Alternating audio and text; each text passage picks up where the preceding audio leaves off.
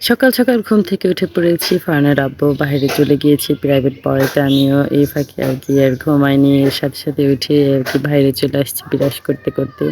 এসে দেখি বাহিরের ওয়েদারটা এত সুন্দর মনে হচ্ছে একদম শীতকাল। এই তো আর কিছুদিন পরে একদম শীত পড়ে যাবে। তখন তো চারিপাশে শুধু কুয়াশা আর কুয়াশা। এদিকে আমি কিছু কদু গাছ লাগিয়েছি। সেগুলো দেখে আরকি মাথা বের করে দিচ্ছি অলরেডি। কদু গাছের চারপাশ দিয়ে কিন্তু আমি ঘিরেও রেখেছি যাতে ছাগল আরকি মানুষ পোলাপানগুলো আরকি উঠায় নিয়ে যেতে না পারে। যাই হোক কদু গাছ তো লাগিয়েছি। জানি না কদু গাছ কত বড় হবে, কদুকে আদৌ ধরবে কিনা। এই তো একটু, একটু করে বড় হবে আপনাদের সাথে শেয়ার করব ইনশাআল্লাহ। এই তো আমি একটু হাঁটতে, হাঁটতে যাচ্ছিলাম আমাদের চাল কুমড়া গাছটা দেখতে। চাল কুমড়া গাছটা শুধু লাগিয়েছি, কোনো জানালা দিইনি। এই মাটির উপর দিয়ে আরকি বেয়ে ছেয়ে যাচ্ছে যতদূর পারতেছে। কিছুদিন আগে একটা চাল কুমড়াও ধরেছিল কিন্তু সেটা আমরা ভালোমতো খেতে পারিনি। আবারও দেখি ২ টা চাল কুমড়ার আরকি জালি আসছে। জানি না এই ২ টাও খেতে পারবো কিনা, বড় হবে কিনা আল্লাহই ভালো জানে। যাই হোক আজকে সকালের ওয়েদারটা কিন্তু বেশ অনেক সুন্দর, একদম শীতকালের মতো। আমি একটু হাঁটাহাঁটি করতেছিলাম আর আমার গাছগুলা দেখতেছিলাম যে কেমন হয়েছে। বেশিরভাগ সময় সূর্যি মামা ওঠার পরে আমি ঘুম থেকে উঠি। আজকে দেখি সূর্যি মামা ওঠার আগে আমি ঘুম থেকে উঠে পড়েছি। এদিকে সূর্যি মামা দেখি উকি ঝুঁকি মেরে আরকি উঠতেছে আর আমিও চারপাশ দিয়ে আরকি হেঁটে বেড়াচ্ছিলাম। এদিকে আমাদের তাল গাছে তো তাল পেকেছে। একটাও তাল খুঁজে পাই না। সবাই আমাদের ঘুম থেকে ওঠার আগে আরকি কুড়িয়ে নিয়ে চলে যায়। আমি আরকি উকি ঝুঁকি মারতেছিলাম যে কোথাও পড়ে আছে কিনা। একটাও তো পাইলাম না। সত্যি কথা কি মনের দুঃখ ধোয়ার জায়গা নেই। কি আর করব, কি আর বলবো আপনাদের কাছে। এই তো আমি ব্রাশ করতে, করতে চারিপাশ দিয়ে ঘোরাঘুরি করে চলে আসলাম খাটলায়।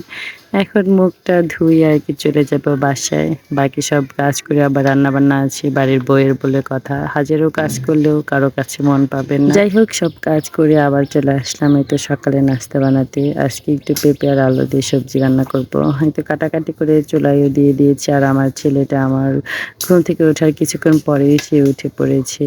আর পিছ, পিছ ঘুরে বেড়ায় সে প্রত্যেকদিন। একটু কোলে চড়ার জন্য কত পরিমাণে কান্না করে, কত জেদ করে। কিন্তু আমি সকালে উঠে সকল কাজ করতে, করতে আর তাকে একটু কোলেও নিতে পারি না। আমিও তাকে কত মার দিই, কত বকা দেই দুষ্টুমি করে বলে। এই তো সেদিকে আরকি আগুন জ্বালিয়ে হ্যাপি বার্থডে করতে, করতে সে ঠাস করে পড়েও গিয়েছে। এদিকে আমার ভাজি রান্না শেষ। আমি আরকি এখন রুটি বানাচ্ছিলাম। আর আমার ছেলেটা আরকি ভাজি দিয়ে আর রুটি দিয়ে বসে, বসে খাচ্ছিল। তার সাথে আমি কত গল্প করি বসে, বসে আর তাকে আরকি বুঝাই আর যাতে আমার রান্নার সময় বিরক্ত না করে। এই তো রান্না শেষে আমিও আমার নাস্তাটা নিয়ে আসছিলাম। এদিকে আমার মেয়েটা ঘুম থেকে উঠলো এইমাত্র। আমি নাস্তা শেষ করে আবারও চলে আসছি দুপুরে রান্না করতে। আজকে বাজার থেকে কোনো প্রকার মাছ আনিনি। ২ দিন আগে নসি মাছ আনছিল সেটাই ফ্রিজে রেখে দিয়েছিলাম। সেটাই বের করে নিয়ে আসলাম। আজকে শুধু বাজার থেকে সবজি এনেছি, শাক এনেছি। এই তো টুকিটাকি বাজার এনেছি যেগুলো ছিল না।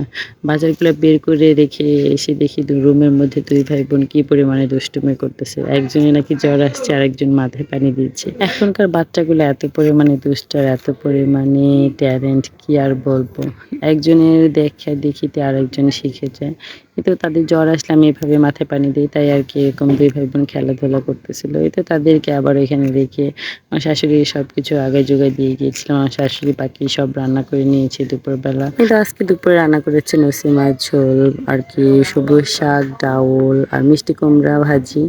ডাউলটা আমাদের থাকবে হাজার তরকারি রান্না করুক নাকি ডাউল ছাড়া কাউকেই চলবে না। এই তো একটা তাল পেয়েছিলাম সেটাই আরকি জ্বালতে বসেছি। ভিডিওটা এই পর্যন্ত আর বড় করব না। সবাই ভালো থাকবেন, সুস্থ থাকবেন। নেক্সট কোনো ভিডিওতে দেখা হবে। আল্লাহ হাফেজ।